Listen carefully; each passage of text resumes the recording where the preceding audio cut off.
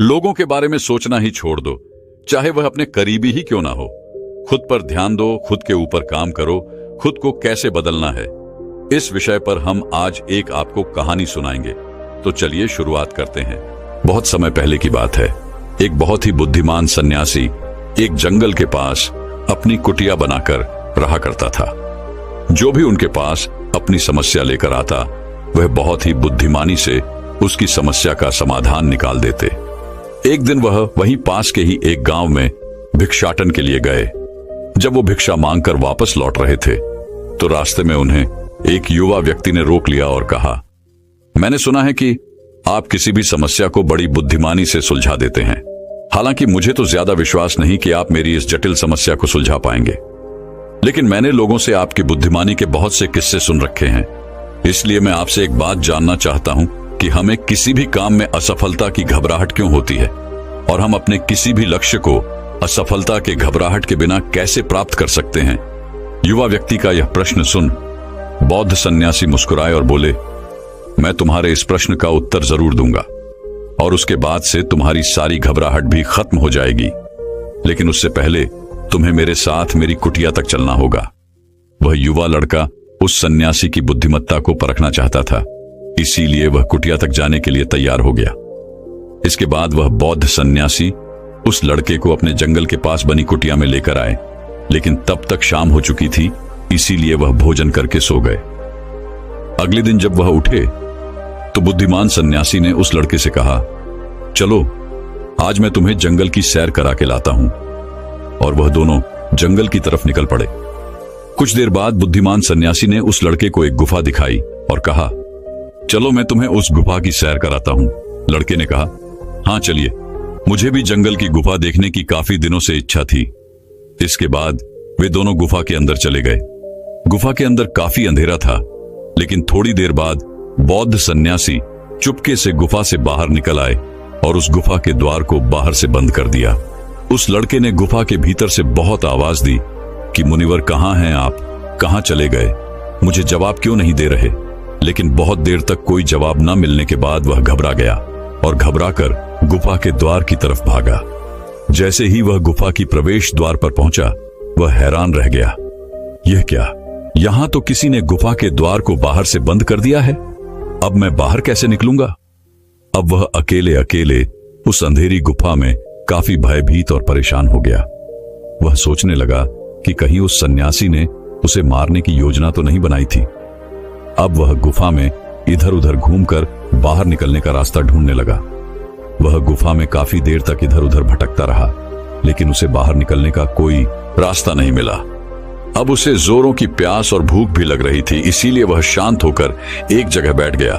तभी उसे एक सुरंग से सूर्य की रोशनी आती हुई दिखाई दी, और उस रोशनी आने वाली सुरंग तक पहुंचना बहुत ही कठिन था, क्योंकि चारों तरफ बस अंधेरा ही अंधेरा था, और वह सुरंग भी काफी ऊंचाई पर थी।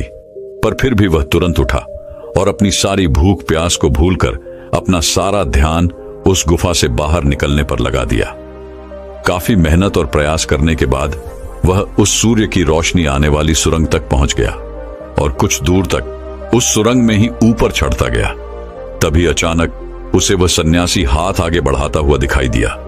वह लड़का झट से उस सन्यासी का हाथ पकड़कर बाहर आ गया, और बाहर निकलते ही उस सन्यासी को गुस्से से चिल्लाकर कहा, मुनिवर आप पागल हो गए हैं।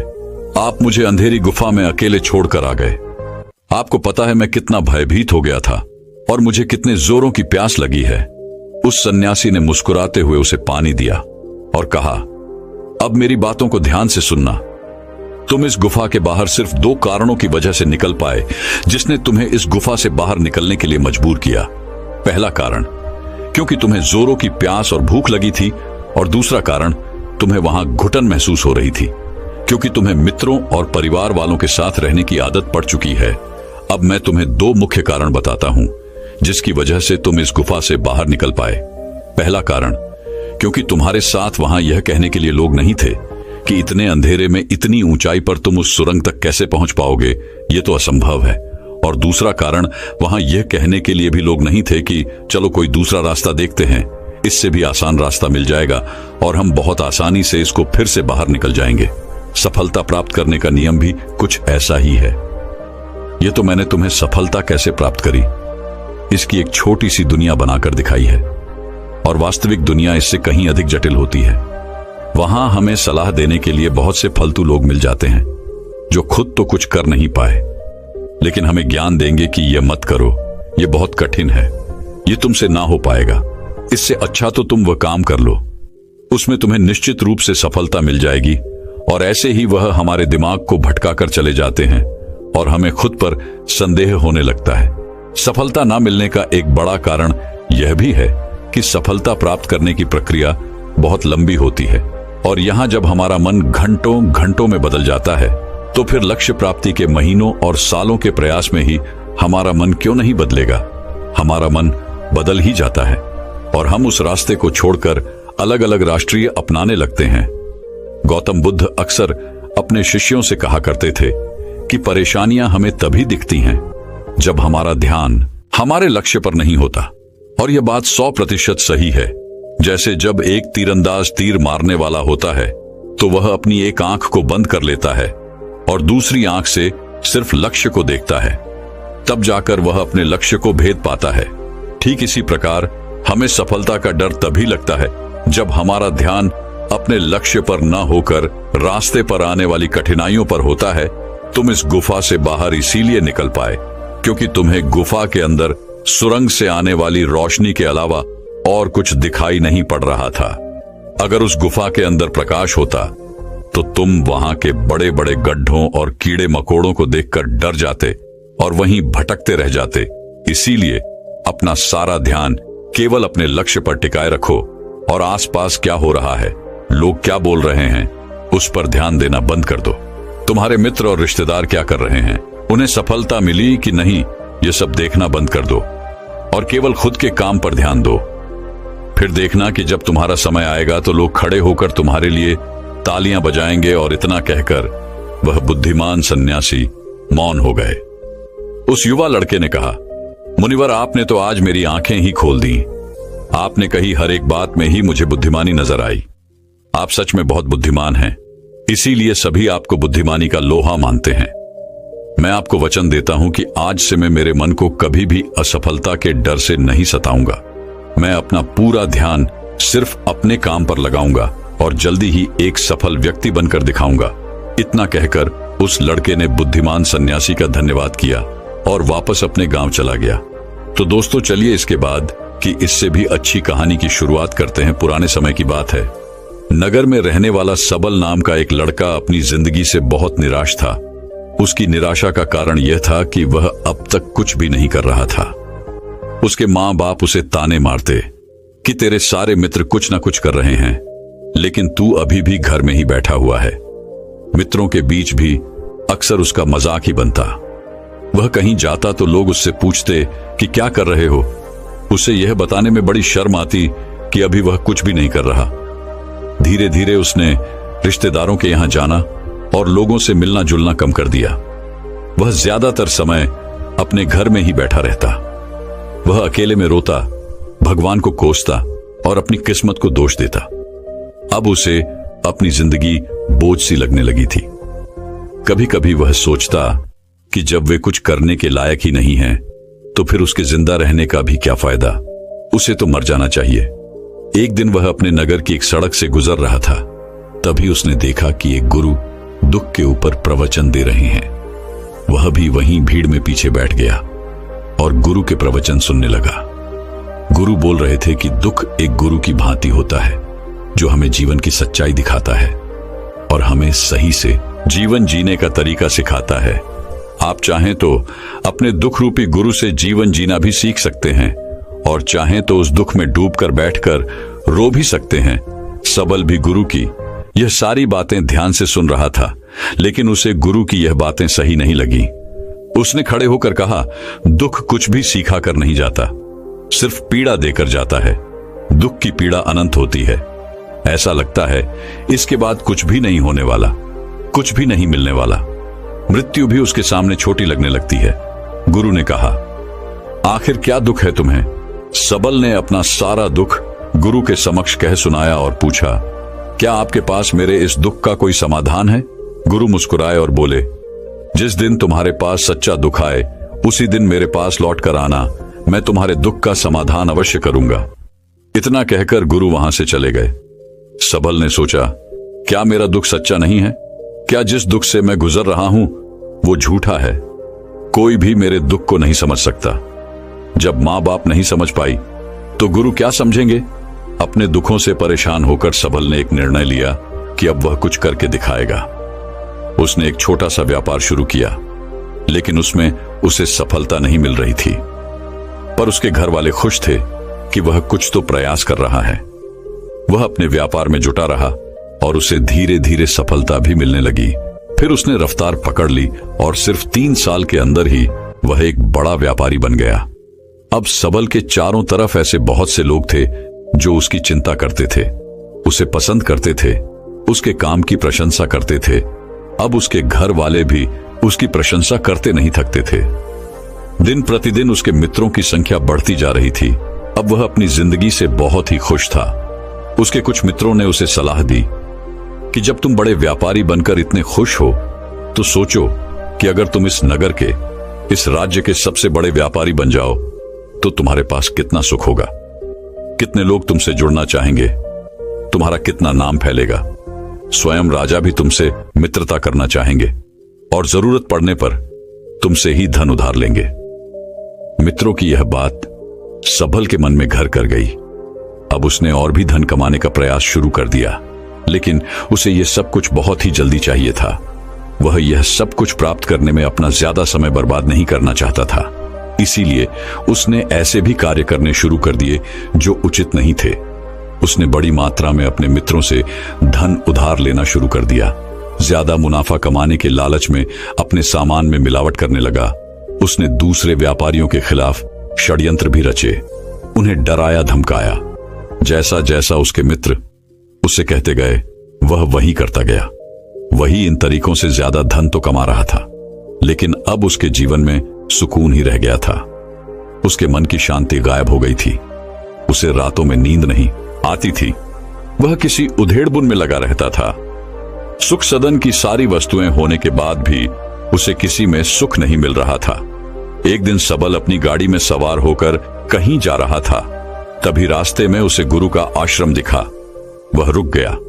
वह गुरु के पास जाकर बोला, गुरुदेव, आपने कहा था कि जब तुम्हारे जीवन में सच्चा दुख आए तब मेरे पास आना। अब मैं बहुत दुखी हूं। मेरे रातों की नींद गायब हो गई है। मुझे कहीं सुकून नहीं मिल रहा।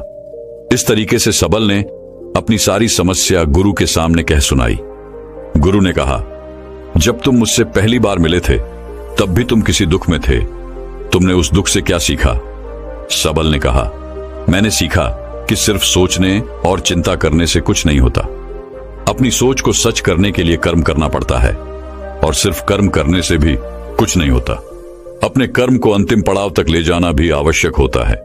चाहे रास्ते में कितनी ही मुश्किलें आए, मन कितना ही निराश हो, कितना ही लगे कि अब आगे कुछ भी नहीं होने वाला, तब भी यह मानकर चलो कि मैं जो भी कर रहा हूं उसमें सफल अवश्य होऊंगा। लोग सिर्फ सफल व्यक्ति को ही सम्मान देते हैं। फिर चाहे कोई कितना ही अच्छा क्यों ना हो, वह लोगों की नजरों में बोझ ही होता है। यह सब सुन गुरु मुस्कुराए और बोले, यह असली दुख नहीं है।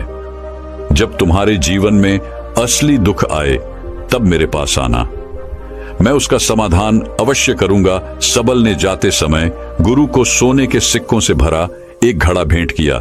घड़ा देखकर गुरु ने कहा, यह मेरे किसी काम का नहीं, इसे उस पेड़ के नीचे गड्ढा खोदकर दफना दो। सबल ने गुरु के कहे अनुसार घड़े को पेड़ के नीचे दफना दिया और वहां से चला गया। कुछ दिनों तक तो व्यापार अच्छी तरक्की कर रहा था, लेकिन गलत व्यापार की वजह से ही धीरे धीरे उस व्यापार में घाटा होने लगा। उसकी सारी धन संपदा धीरे धीरे खत्म होने लगी और एक दिन ऐसा आया जब उसके पास कुछ भी नहीं बचा और वह कर्जे से भर चुका था। लेकिन वह निश्चिंत था क्योंकि उसने सारा कर्ज अपने मित्रों से ही लिया था। वह सोचता था कि उसके मित्र बुरे समय में उसका साथ देंगे, लेकिन ऐसा कुछ भी नहीं हुआ।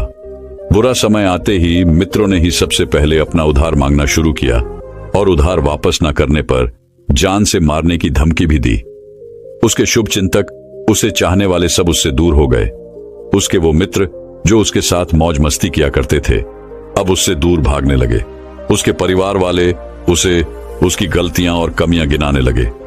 उसकी सारी संपत्ति नीलाम हो गई और उसके पास कुछ भी नहीं बचा। उसने अपने पिता से सहायता मांगी तो पिता ने कहा, मेरे पास यह थोड़ी सी ही संपत्ति है, अगर मैं यह भी तुम्हें दे दूंगा तो तुम्हारी मां को कहां रखूंगा? यह संपत्ति ही हमारा आखिरी सहारा है। सबल के भीतर बहुत गहरा दुख था। उसके आसपास ऐसा कोई भी नहीं था जो उसके दुख को समझ सके, उसे संभाल सके। लोगों से मिले इस धोखे और विश्वासघात की वजह से ही वह अंदर तक टूट गया। उसे लगने लगा, अब जीने का क्या मतलब? अब तो मृत्यु ही एकमात्र सहारा है।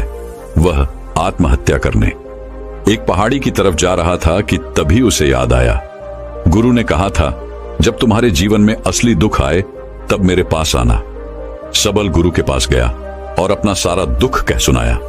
वह आंखों में आंसू भरकर बोला, मेरे इस दुख का समाधान कीजिए गुरुदेव।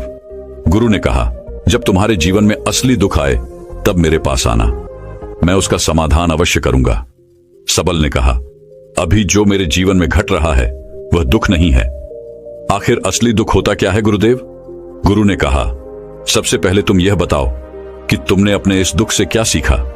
सबल ने कहा, मैंने सीखा कि जो लोग हमारी सफलता, हमारी तरक्की की वजह से हमारे जीवन में आए हैं वह हमें धोखा अवश्य देंगे, क्योंकि वह बुरे समय में हमारे साथ खड़े नहीं होंगे। वह केवल अच्छे समय में हमारा फायदा उठाएंगे और बुरे समय में छोड़कर चले जाएंगे। भरोसा केवल उन्हीं लोगों पर करना चाहिए जो हमारे बुरे समय में, असफलता के समय में हमारे साथ खड़े रहते हैं। लेकिन ऐसे लोग बहुत ही कम होते हैं, पर जिसके पास होते हैं उन्हें उनकी कद्र करनी चाहिए, उनका अपमान नहीं करना चाहिए। मैंने यह भी सीखा कि कभी किसी के खिलाफ षड्यंत्र नहीं करना चाहिए। ईमानदारी और धैर्य के साथ अपना काम करना चाहिए और कभी लालच नहीं करनी चाहिए। अपना सारा दुख और अनुभव बताने के बाद सबल आंखों में आंसू भरकर गुरु के सामने बैठा रहा। थोड़ी देर बाद गुरु उठे और उस पेड़ के नीचे गड्ढा खोदकर वह घड़ा बाहर निकाला जो सोने के सिक्कों से भरा हुआ था और उस सबल को दे दिया और कहा, जब तुम्हारे जीवन में असली दुख आए तब मेरे पास आना। सबल ने गुरु को धन्यवाद दिया और उन्हें प्रणाम कर वहां से चला गया। उसने उस घड़े से एक छोटा व्यापार शुरू किया और वह एक छोटा व्यापारी बनकर भी खुश था।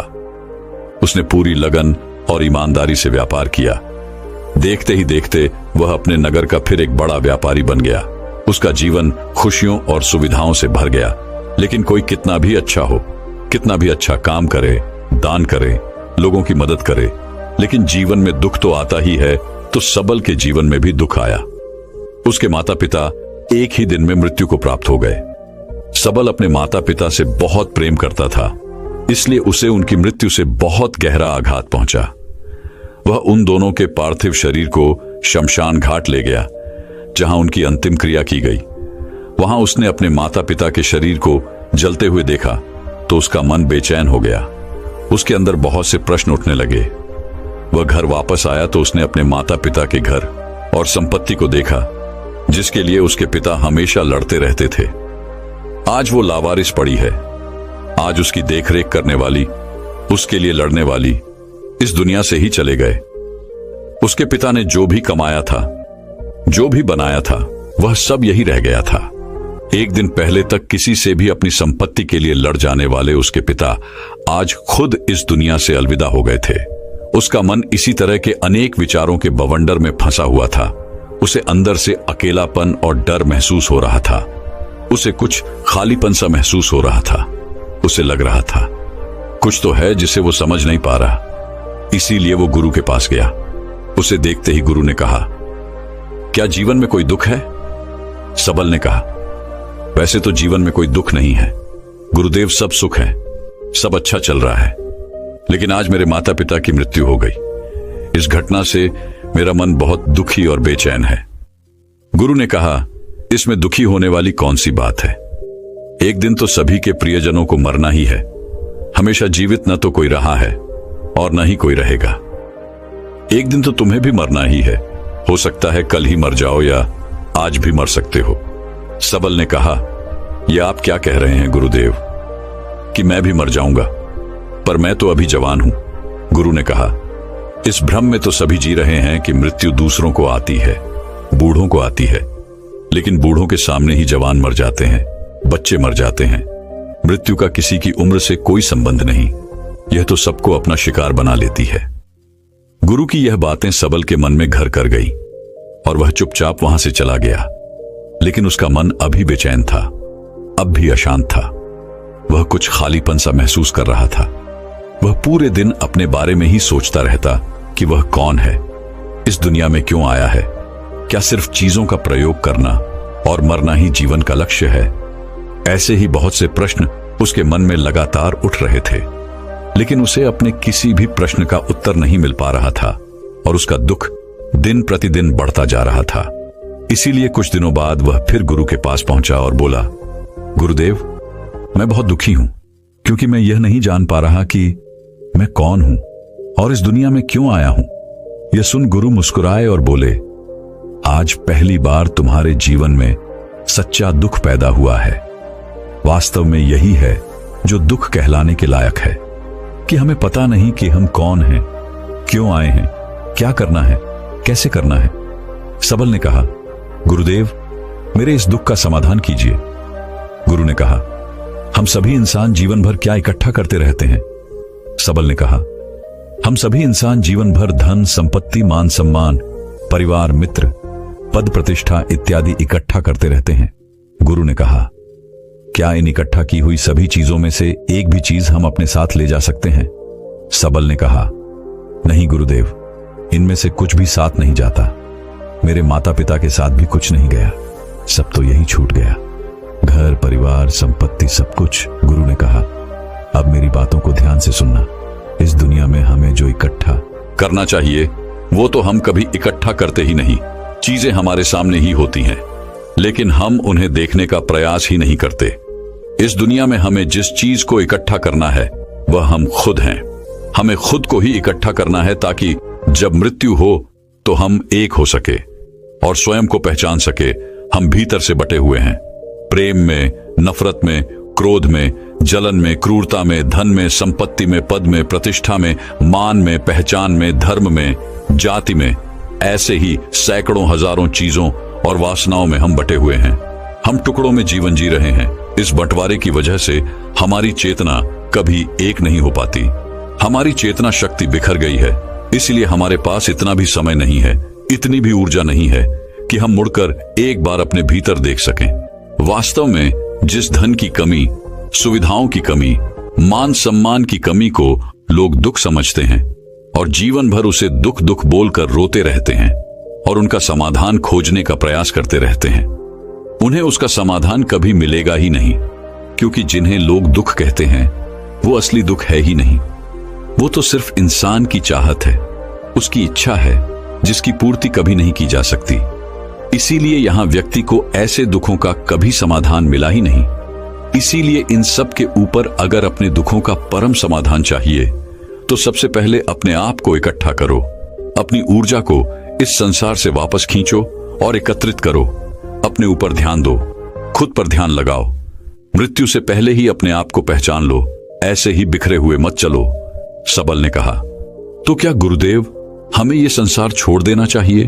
अपनी सभी इच्छाओं को मार देना चाहिए? किसी से प्रेम नहीं करना चाहिए?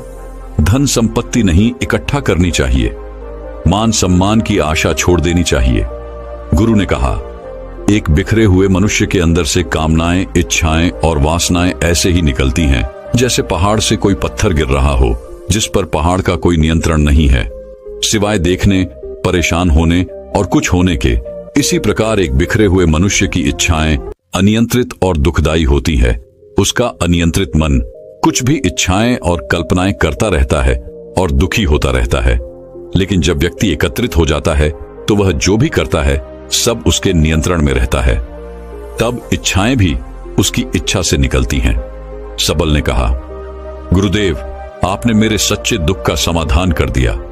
आपका बहुत बहुत धन्यवाद। आज से मैं खुद को एकत्रित करने का प्रयास करूंगा। गुरु ने कहा, मानो शरीर में बहुत ऊर्जा है, बहुत शक्ति है और यह बेकार के कामों में भटक रह गई है, पृथ्वी की चीजों में लगी रहती है। यह ऐसा ही है जैसे कि एक अत्यंत शक्तिशाली मशीन किसी बच्चे के हाथों में दे दी गई हो और वह बिना सोचे समझे, बिना किसी नियंत्रण और जानकारी के बस इसकी शक्ति को कहीं भी बर्बाद कर रहा हो। इसीलिए अपने चेतना की शक्ति पर ध्यान दो और इसे एकत्रित करो। सबल को अपने प्रश्नों का उत्तर मिल चुका था। उसने गुरु का धन्यवाद किया और चुपचाप वहां से चला गया। दोस्तों, मैं उम्मीद करता हूं कि यह कहानी सुनने से आपके जीवन में अच्छे बदलाव आए होंगे। आपको इस वीडियो से क्या सीखने मिला, ये कमेंट करके जरूर बताएं और अपने परिवार, दोस्तों या आपके करीबी इंसान के साथ ये कहानी शेयर करके उन्हें भी इस ज्ञान से परिचित करवाएं। बाकी अगर आपको ये वीडियो दिल से अच्छी लगी हो तभी इस वीडियो को लाइक कर देना, और आपने अब तक इस चैनल को सब्सक्राइब ना किया हो तो चैनल को सब्सक्राइब भी जरूर कर देना। आपका हर दिन शुभ हो और खुशियों से आपका जीवन भरा रहे। धन्यवाद। नमो बुद्धाय।